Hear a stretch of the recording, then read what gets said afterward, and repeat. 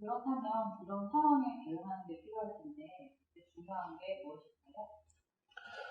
지금 화면에 보시는 그림은 우리가 코로나 사태가 발생하기 바로 직전에 중국과 우리나라의 이산화질소의 밀도를 표시한 그 지도가 되겠는데요.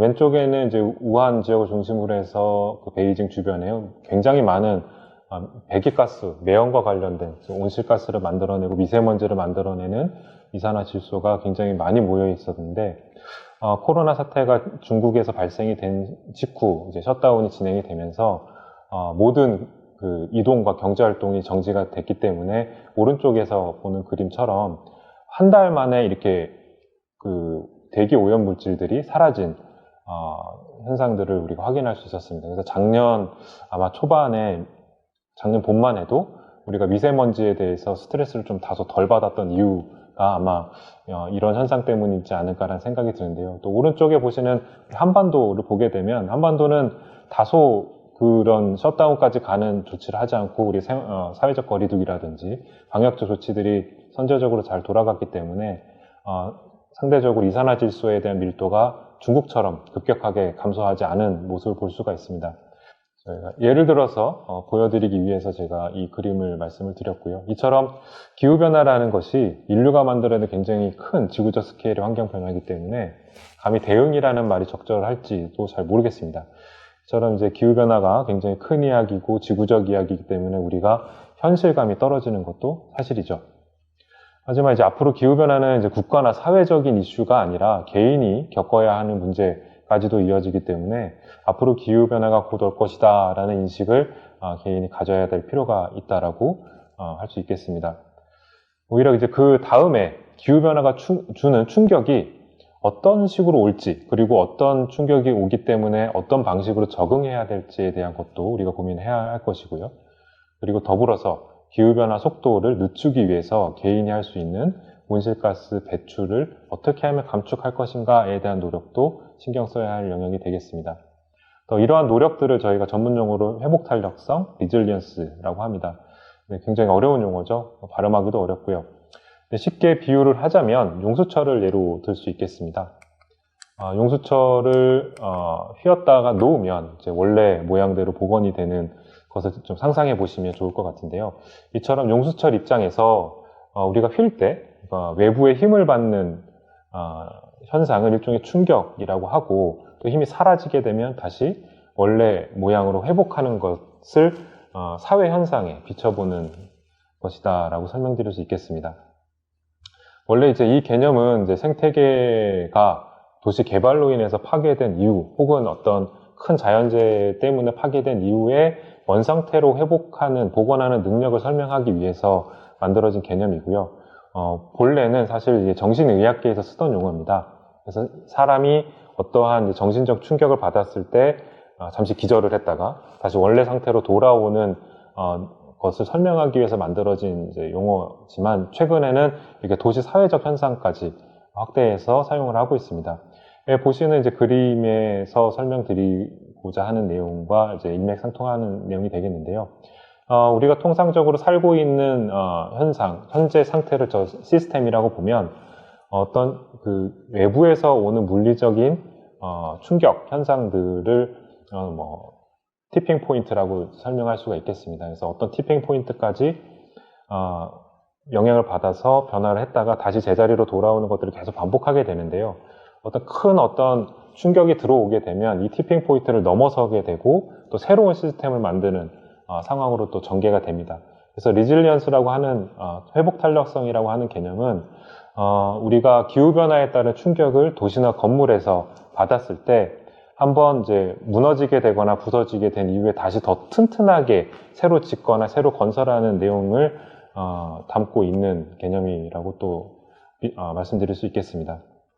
그래서 앞으로 우리 도시나 건물에서 최대한 기후변화에 따른 충격을 완충시킴으로써 개인의 생명과 재산의 손실을 최소화시킬 수 있는 그리고 또 일상생활로 빠른 시간 내에 복귀할 수 있도록 하는 일종의 도시계획적 개념이라고 설명드릴 수 있겠습니다. 그럼 이 리질리언스라는 개념이 정책에 적용된 사례가 있을까요? 해외에는 이런 개념들이 이제 정책에 많이 반영이 되고 있는데요. 우리나라는 리질리언스 정책이 정확하게 정책적 용어로서 적시된 사례는 없습니다. 하지만 이제 개념적으로 공통 분모를 갖고 있는 정책들은 이제 최근 발표가 되고 있는데요. 그중 가장 역사가 오래된 정책은 녹색 건축물 조성 지원 정책입니다. 녹색 건축물은 이제 건축물을 짓고 사용하면서 발생하는 환경적 영향을 최소화하는 것을 목적으로 하는 건물의 유형이 되겠는데요.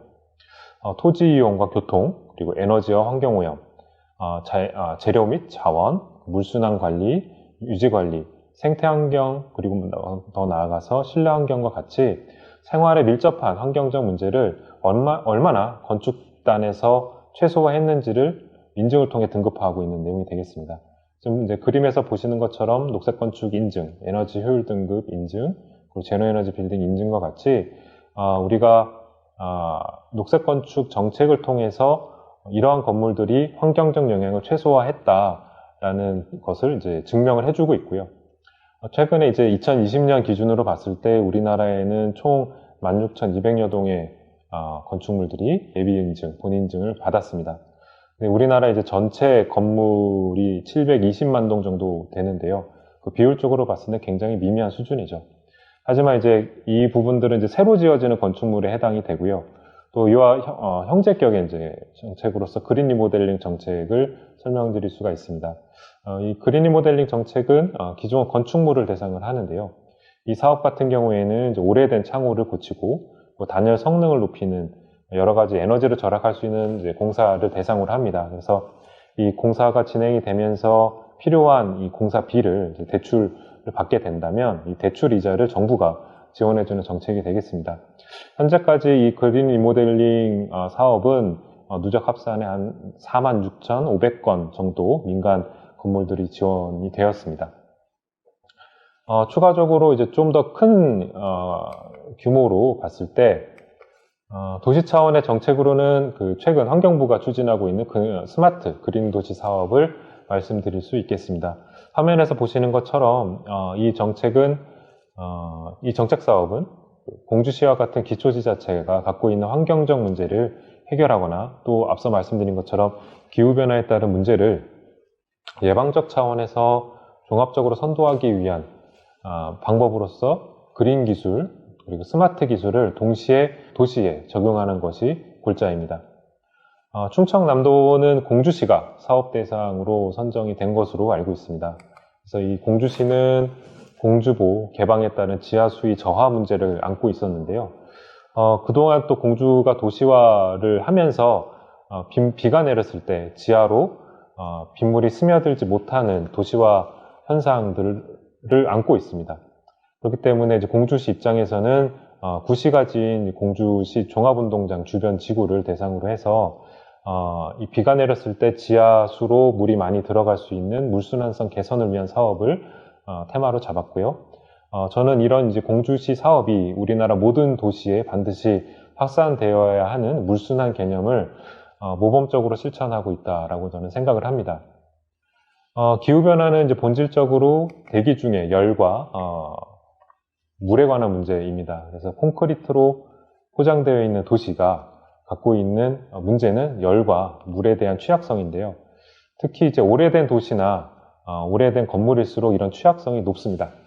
그래서 도시가 스펀지처럼 물을 흡수할 수 있는 능력을 갖추게 되면 공주시의 스마트 그린 도시 사업처럼 집중호우에 따른 도시 물 문제가 해결이 될 수가 있게 됩니다. 그래서 도시 홍수와 물이 갖고 있는 그 낮은 비율을 활용을 하게 된다면 또 폭염에 따른 회복 탄력성도 높일 수 있게 됩니다.